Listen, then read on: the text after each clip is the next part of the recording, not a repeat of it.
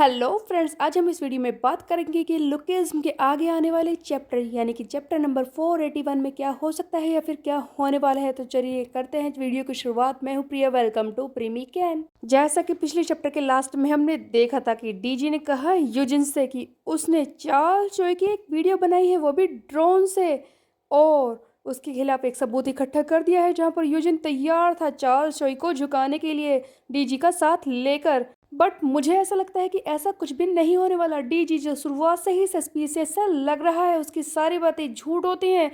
हर बार वो एक दूसरे पर्सन को फंसाता रहता है अपनी बातों में। और इस शक की सबसे बड़ी वजह यही है कि डीजी ने पिछले चैप्टर में यूजिन को फोन किया और कहा कि चार्ल्स चोई ने ये सब किया है ना, तुम भी यही सोच रहे हो ना, चार्ल्स चोई ने ये सब किया है।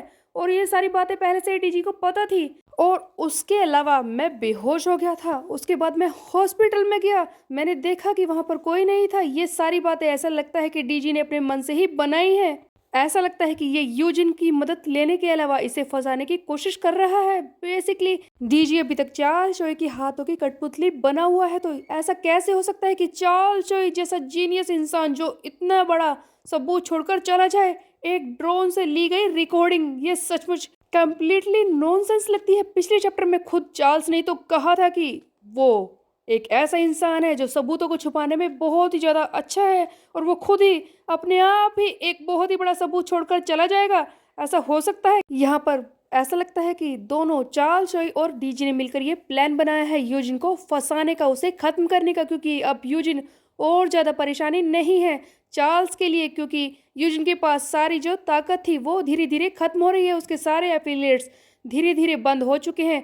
बस उसके कुछ स्ट्रॉन्गेस्ट फाइटर ही बचे हैं लड़ने के लिए, जिन्हें खुद अलाइड के मेंबर्स भी अब पीट सकते हैं। तो क्या डीजी और ये चार्ल्स नहीं पीट पाएंगे?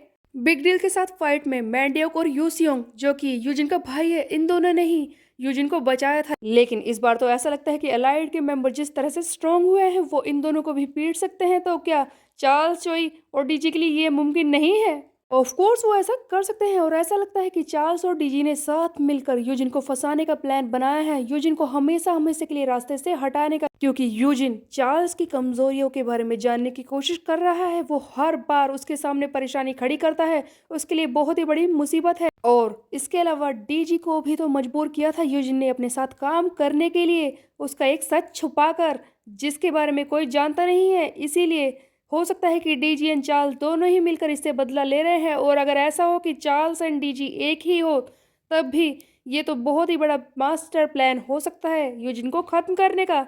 ज्यादातर लोग तो यही बोल रहे हैं कि जेम्स ली चार्ल्स चोई की दूसरी बॉडी है। बट क्या सचमुच ऐसा ही है? क्योंकि बहुत पहले एक चैप्टर में दिखाया गया था कि चार्ल्स गन और ये जेम्स ली भी एक साथ बैठे थे। तो इस वक्त तो ऐसा ही लगता है कि ये दोनों अलग अलग है।